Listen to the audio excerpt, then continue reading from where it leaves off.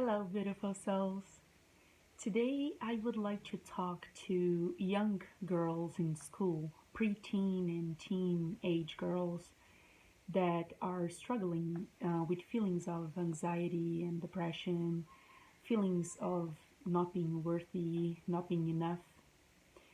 I've been there, and it really sucks how overwhelming our thoughts can be. And I would like to share with you today that there are practices that can be very helpful. I have used it, I have recommended to clients, and they're very efficient to get your mind back on track, get the thoughts in line with what you want to accomplish rather than the overwhelming negative thoughts. And I also want to say that we realize by now that there's something that was said to you, that was said or done to you when you were younger, that triggered this belief that you are carrying now, that you're not enough, that you're not worthy, whatever it is, the struggle that you are carrying with you. I know for me, the message that was given to me while I was growing up was that I wasn't pretty enough, that everybody else around were prettier, which meant that they would achieve success and I wouldn't, that they would be known and I wouldn't. And there was this underlying message that uh, my family, like me and my brothers, would become nobody, that would never, be anybody that would make a difference. And I know that it took a lot of work to shift that mindset and build up my self confidence and self esteem.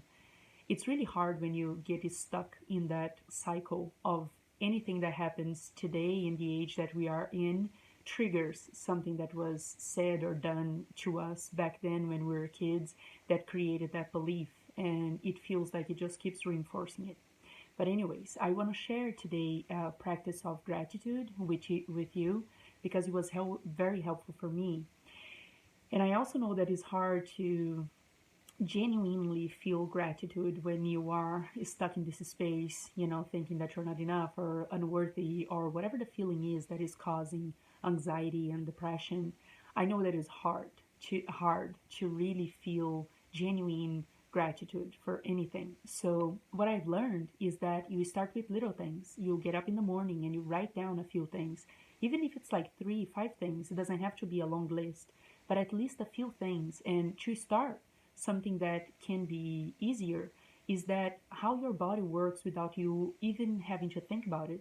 Be grateful for the air in your lungs, that you can breathe without difficulty, and that your heart is beating, doing all this work for you without you having to even think about it. You don't have to bring your awareness, to your heart to make it beat and pump all the blood and all the beautiful things that your body do for you that you don't have to think about.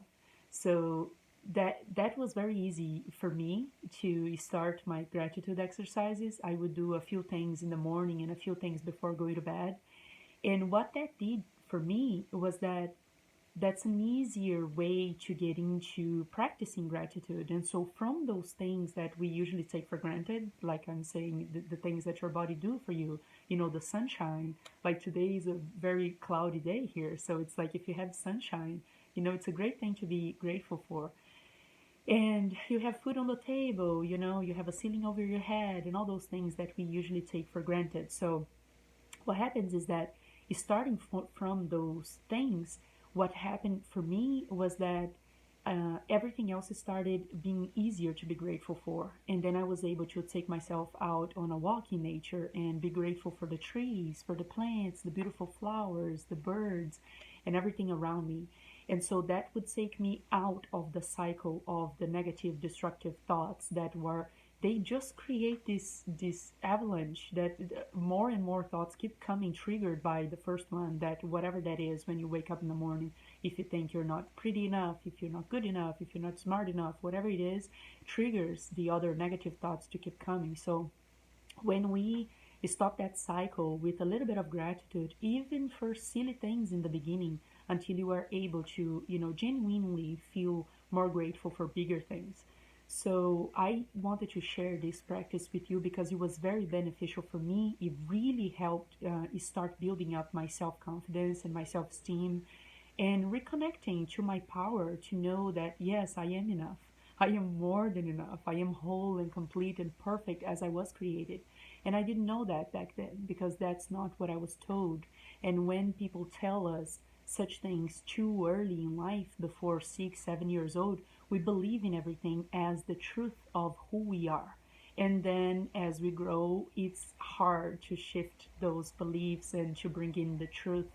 But anyways, I will keep sharing with you practices that I have used myself and that I have shared with clients that I've noticed that they are very beneficial. They're simple like this.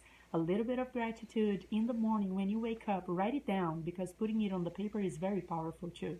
It really helps you feel it. You bring it into this physical reality. So write a few things down early in the morning when you wake up and before going to bed also, so that your brain can keep working on that gratitude throughout the night, as our brain doesn't really sleep, it's just the repair of the body, so that your brain has something positive to keep working on throughout the night as you sleep and rest and repair. And it's also helpful to have a very nice restful night's sleep. So there's so many things involved in placing yourself in a place of gratitude. The researchers today are showing enormous benefits of getting yourself into this space of feeling gratitude. Everything else in your life, you starts kind of falling into place and readjusting because you are bringing in this feeling, and this is the frequency that you are emanating out to the universe. So today, that's the tool that I would like to share with you. If you know someone, I'm trying to directly to teenage girls, preteen and teenage girls that are, because I have been coming across it again and again, how much the numbers are just increasing of anxiety, depression, suicidal thoughts, and feelings of unworthiness and not being enough in this age group of girls. And I want to help. I want to be a powerful role model for you to see that it is possible to shift those negative feelings and reconnect to your power and becoming a powerful, confident woman.